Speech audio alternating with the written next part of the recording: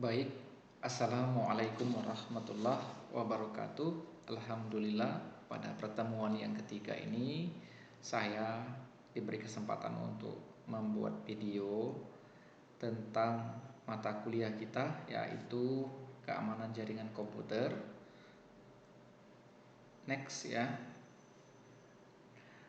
Pada pembahasan yang ketiga ini saya akan menjelaskan keamanan jaringan menggunakan mikrotik ya.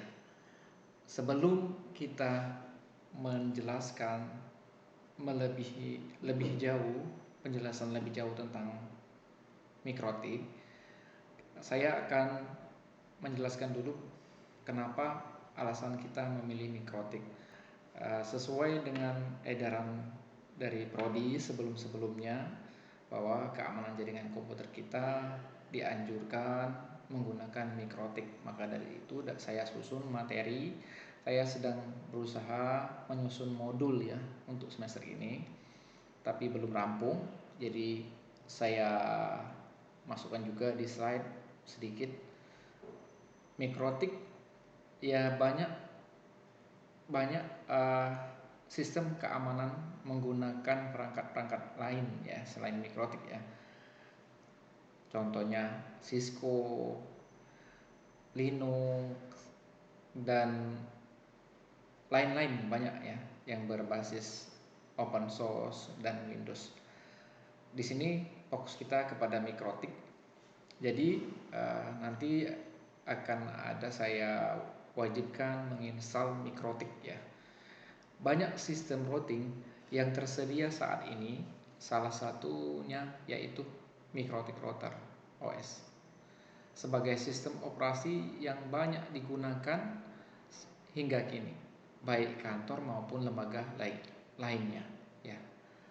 Dilengkapi dengan tools dan fitur yang dapat digunakan untuk jaringan kabel dan wireless, mulai dari yang bebas digunakan hingga yang berbayar dengan konfigurasi yang mudah sampai yang rumit. Kalau identiknya, kalau untuk scale network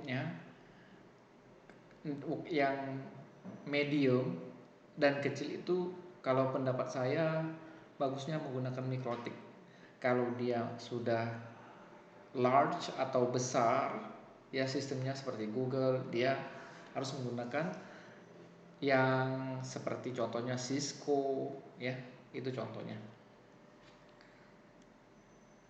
Next ya. Kita masuk ke dalam bagian dasar mikrotik ya. Sebelum dilakukan setting pada mikrotik router boot, perlu diketahui terlebih dahulu komponen-komponen apa yang dibutuhkan dalam membangun jaringan berbasiskan mikrotik. Dalam proses konfigurasi ini digunakan router tipe RB941-2ND ya, yang dimana berperan sebagai mikrotik yang menghubungkan antar jaringan. Konsepnya ya, LAN 1, LAN 2, dan ada router. Router inilah yang dinamakan mikrotik untuk mengantarkan kita ke internet, ke ISP. ISP itu contohnya internet service provider, contohnya ya Indo, Telkom Speedy, contohnya MyRepublic, Telkomsel, dan lain-lain banyak ya. Kenapa saya sebutkan merek ya? Ya karena untuk lebih mudah menjelaskan atau membagikan informasi itu supaya valid. Kemudian ya dengan menggunakan software Winbox ya, sebelum kamu menginstal nanti usahakan download Winbox, download mikrotik yang akan saya bagikan di slide bagian akhir. Winbox ini untuk melakukan konfigurasi jaringan, untuk login ya mikrotik router boot agar dapat digunakan pada router tersebut. Terdapat bagian Ethernet untuk tempat kabel LAN dihubungkan dengan ISP atau PC laptop. Konfigurasi internet router boot di mikrotik ya cukup mudah ya. Router boot akan dilakukan konfigurasi menggunakan software mikrotik agar dapat digunakan sebagai penghubung antar perangkat jaringan untuk mendapatkan akses internet dari ISP. Adapun tahapan pengaturan ini sebagai berikut. Langkah pertama yang saya sampaikan tadi ya, download dulu Winbox, kemudian install mikrotik, jalankan mikrotik, baru buka Winbox-nya untuk mendapatkan koneksi internet dari modem ISP. Ya, ini contohnya ya. Setelah kita login ke Winbox, kita akan masuk ke sini, pilih salah satu Ether ya. Di sini dicontohkan pilih Ether 1 ya. Tampilan menu interface mikrotik ya. Ini sudah masuk ke Winbox ya. Ya, sorry saya tidak masukkan ini di slide ini Winbox ya. Nanti akan saya tambahi di setelah ini. Nah, pada tampilan awal terdapat berbagai menu pada samping kiri yang berfungsi untuk konfigurasi mikrotik. Selanjutnya, klik pada menu interface, maka akan muncul tampilan baru untuk mengatur Ethernet atau WLAN. Langkah kedua, agar dalam melakukan konfigurasi lebih aman, maka akan diberikan nama pada setiap Ether sesuai port yang telah diisi pada Ethernet pada router boot. Ya, isi saja misalnya Ether LAN 1 nah, ya, supaya tidak lupa atau mudah mengingatnya. Ini contohnya. Rubah saja Ether 1 ISP contohnya. Nah, di sini kan ada beberapa menu ya. Interface, wireless LAN, bridge, P3, switch, mesh, IP, MPLS, routing, system, queue, files, log, radius, tools, new terminal, dan sebagainya ya. Next ya. Tampilan pengaturan interface Ethernet gambar 3.2. Klik 2 kali pada Ether yang akan diberi nama. Pada name isi dengan nama port yang dihubungkan pada router boot. Lalu apply and OK.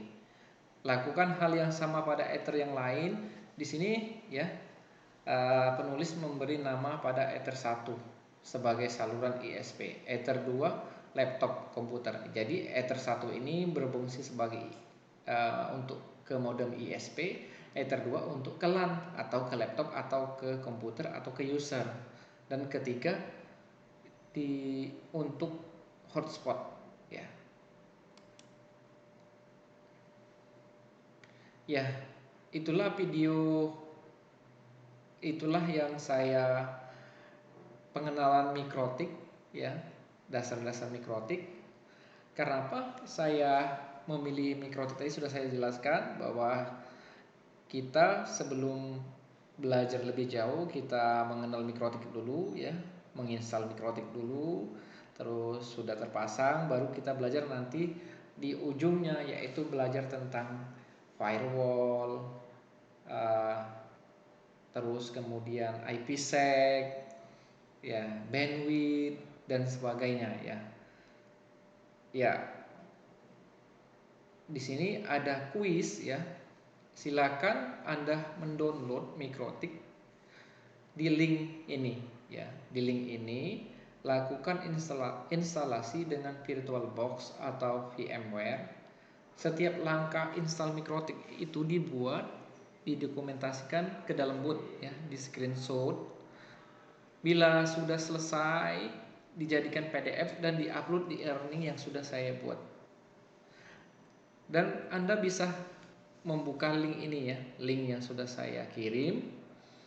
Anda pilih menu router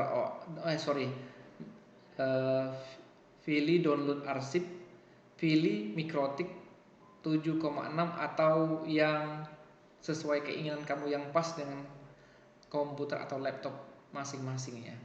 Ya, di sini ada download, change, download arsip router OS, the Dutch mobile apps. Ya, Anda bisa searching di sini ya.